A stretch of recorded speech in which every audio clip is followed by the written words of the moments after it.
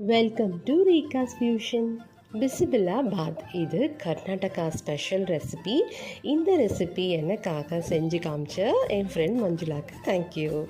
இப்போது இந்த ரெசிபிக்கு ஒரு பவுடர் ரெடி பண்ணணும். ஒரு பேன் வச்சுக்கோங்க. அதில் ஒரு கப் கடலைப்பருப்பு ட்ரை ரோஸ்ட் பண்ணி கலர் மாறினதும் இந்த மாதிரி தட்டில் எடுத்து வச்சுக்கோங்க. அதே பேனில் 3/4 கப்பு உளுத்தம்பருப்பு சேர்த்து ட்ரை ரோஸ்ட் பண்ணி எடுத்து வச்சுக்கோங்க. ஒரு கப்பு தனியா கொத்தமல்லி விதை சேர்த்து ட்ரை ரோஸ்ட் பண்ணி வச்சுக்கோங்க. ஒரு பட்டை, 2 ஜாவித்ரி, ஒரு ஸ்டார் அனீஸ், கொஞ்சமாக அதிகாய் ஜஸ்ட் ஒரு பிஞ்ச் ட்ரை ரோஸ்ட் பண்ணி வச்சுக்கோங்க. 2 ஸ்பூன் வெந்தயமும் சேர்த்து ட்ரை ரோஸ்ட் பண்ணி வச்சுக்கோங்க. வெங்காய பொடியும் சேர்த்து ட்ரை ரோஸ்ட் பண்ணி வச்சுக்கோங்க.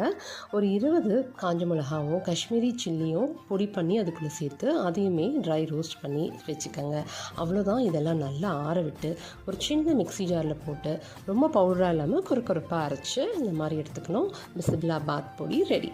இப்போது ரைஸ் செய்ய ஆரம்பிச்சிடலாம். அதுக்கு 1 கப் அரிசிக்கு 1/2 கப் துவரம்பருப்பு சரியாக இருக்கும். இந்த மெஷர்மெண்ட் நீங்கள் எவ்வளோ குவான்டிட்டி செஞ்சாலும் அதே மாதிரி மெயின்டைன் பண்ணிக்கலாம். இப்போது இதை அரிசியும் பருப்பும் கழுவி சுத்தம் பண்ணி தனியாக ஊற வச்சுருங்க. ஒரு பெரிய வெசல்ஸ் எடுத்துக்கோங்க. இல்லைனா குக்கரில் கூட செஞ்சுக்கலாம். நான் இங்கே அப்படியே ஓப்பனாக தான் குக் பண்ணி எடுத்துக்கிறோம். அரிசியும் பருப்பும் சேர்த்து நல்லா வேக விடுங்க. சுடு தண்ணி ஊற்றி வேக விடுங்க.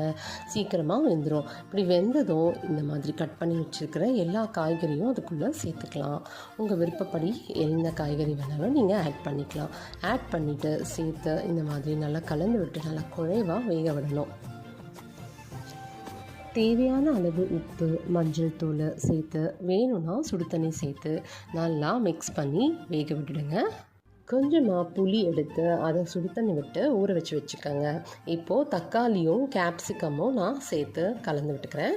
இப்போது அந்த புளி தண்ணியில் நம்ம எடுத்து செஞ்சு வச்சுருந்தோம் இல்லையா பிசிபில்லா பாத் பவுடர், அதையும் சேர்த்து கரைச்சி இந்த மாதிரி ஊற்றிக்கோங்க.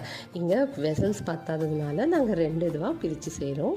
இப்போது நம்ம தாளிப்பு ரெடி பண்ணி அதில் போட்டுடலாம். தாளிக்க நெய் சேர்த்து கொஞ்சம் கடுகு, சீரகம், காஞ்ச மிளகாய், கருவேப்பிலை, முந்திரி பருப்பு இதெல்லாம் சேர்த்து நல்லா பொரிய விட்டு சேர்த்துக்கோங்க. கலந்து விட்டுட்டிங்கன்னா அவ்வளோதான். சூப்பரான பிசிபில்லா பாத் ரெடி ஆகிடுச்சு. வீடியோ உங்களுக்கு பிடிச்சிருந்தா லைக் பண்ணுங்கள், சப்ஸ்கிரைப் பண்ணுங்கள், உங்கள் ஃப்ரெண்ட்ஸ் அண்ட் ஃபேமிலிக்கு ஷேர் பண்ணுங்கள். தேங்க்யூ.